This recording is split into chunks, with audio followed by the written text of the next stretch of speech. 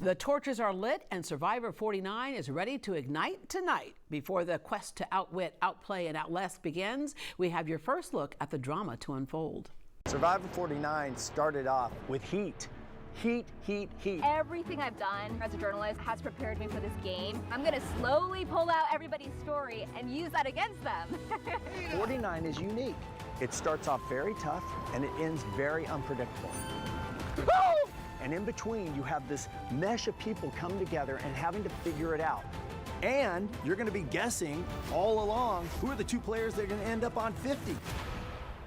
Well, you just heard one of the castaways, former news reporter Savannah Louie. She joined us before tonight's premiere to talk about the game and her strategy. Good morning. Good morning. It is so good to meet you. I am so excited to be here on premiere day. I feel like I've been waiting for today for like my entire life, and I'm so happy to share it with you. Oh, your entire life was meant for this moment, but we'll get to that in a second. Survivor is one of the longest running reality competition shows on TV, started in 2000. For those people who are new to the fold and don't know, give us the premise of this show. Oh my gosh. All right. So basically this show takes place on some tropical island far, far away, and they send out 18 castaways to compete against one another. You have no food, no shelter, nothing at all. And the whole game is built upon this premise of you have to vote people out one by one, but at the end of the competition, you have to try to convince all these people who you voted out to vote for you to win $1 million and the title of sole survivor. So this is no easy task. There's obviously, like you can see here, a lot of physical elements to it too. There is nothing easy about this game at all. Yeah, I was talking to someone the other day. They're actually new to this country, and we were talking about this show, and they're like, why would anyone want to do that? I said, oh, I'm sorry, I failed to mention the $1 million. Oh, I see why someone would want to do that. We have a couple of area winners. Mike Gabler from Kingwood in 2022 won. He was a heart valve specialist. He's the second oldest winner at 51. And then another contestant we were familiar with was Jolanda Jones. She was a Houston City Council member, a lawyer, Texas State representative, and they both shared how tough this was. She was a former athlete, so I was like, whoever went up against her, good luck. All right, but there's all kinds of strategies, as you touched on in that open there. But let's talk about the fact that you were a survivor early on. Born and raised in California, you were the happy surprise child, but your family struggled for a little bit, had to live on welfare. Yeah, they did. So, I mean, like you said, I was a happy surprise. My parents did not plan to have me. And so that made growing up a little bit difficult. You know, my parents were working full time trying to support me and my brother, who would soon come along. My grandparents were instrumental in helping raise me, at least at the beginning, at the early years. But my parents are honestly the reason why I've learned never give up. They have dedicated their lives to making life for my brother and I as wonderful as possible. That's where I learned my work ethic. That's where I learned my resilience. And my parents really do feel like they are like the epitome of the American dream. They own their own business now, and I now work for them now that my journalism stint is over. So they are seriously the best. They are my heroes. And when I'm playing out there for mom and dad. All right. You have been watching this show since you were 7 years old. You were hooked. When was the first thought that I'm not just going to be watching it, I want to see if I can do this? Oh my gosh, you know, it's so funny. I think a lot of the times kids grow up with these dreams of being a famous pop star or a singer or an astronaut, something crazy like that. And for me, my dream, like, I don't even remember when it started. It was always just there in my head.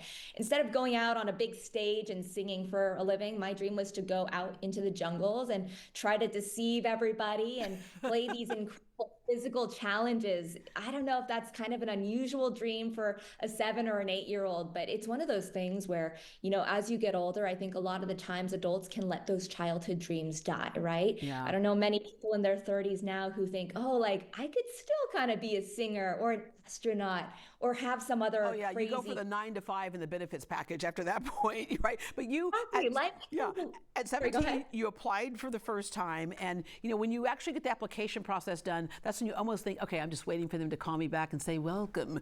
They didn't, and it was heartbreaking.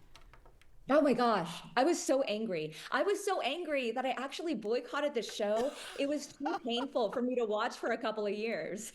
Okay, then you became a journalist. You were, in college. You picked up a camera. You didn't look back. You loved telling stories and the whole bit. But you, as you mentioned earlier, you learned some other skills being a journalist. But you applied again. You were a great story of never giving up. You applied again and thought, okay, come on, this time, and then you didn't get it again. What made you go for the third time the charm? Well, I got out of the news industry about a year ago. And at that time, I was like, all right, now that I've done the whole news thing, I'm going to live life for myself, right? I'm going to go explore, I'm going to travel. And then I got to the point where I thought, okay, well, what else is it out there that I wanted to do? And I came back to my initial dream of being a survivor. Yes, I had had crazy adventures like hiking. You can see here, this is in the Peruvian Andes. I've been bungee jumping. I've done running with the bulls. But the next big adventure on my list, on my bucket list, was to play Survivor. So I applied, and literally like less than 24 hours later, I got a text message from one of the casting producers on the show. I thought it was a prank call or a prank text at first. I was like, is this really happening? But everything just kind of snowballed from there, and it happened so quickly. And seriously, I'm so glad I applied, and I'm glad I got on now, because if I got on that show when I was 17 years old when I first applied, I would have embarrassed myself even more than I'm about to embarrass myself. You hadn't learned enough yet, and as you say, and I can attest to this from my career as well, you say if you can survive a newsroom, you can survive anything. So you use those skills of having to think on your feet, get answers and questions. You had to make people like you, but you also read a book about manipulation that came in handy. Yeah. Okay. So one of the things I learned from this book, and I read a few different books, but one of the things I learned is that people are easier to manipulate when they're stressed out. So in my normal life, I'm not trying to make everybody stressed out, right? But when I want to manipulate people in the game of Survivor, I need to have everybody as stressed out as possible. That means even for my allies, I might try to ruffle your feathers a little bit. So going into the game, my plan was to make these genuine one-on-one connections with as many people as possible. But also when the time comes, I do want to try to make them a little uncomfortable so they'll be easier for me to manipulate. Yeah, well, you had that plan, but as Mike Tyson says, everyone has a plan until they get punched in the face. So I'm sure they're going to see you get punched in the face at some point during this season. I got to tell you that several members of the Great Day Houston staff know you or know of you, and they're like, she really is a nice girl. Not on the island. No, not on the island. But what can we expect this season?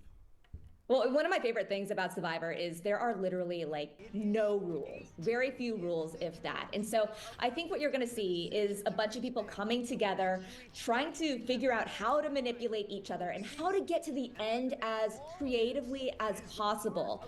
Nothing about this season is going to be predictable. And I'm so proud to be a part of it. I wish I could tell you more, but I know we have a strict no spoiler policy, but just genuinely from the bottom of my heart, like, it is such a fun season. I've already seen the first episode and it is funny. It is a blast.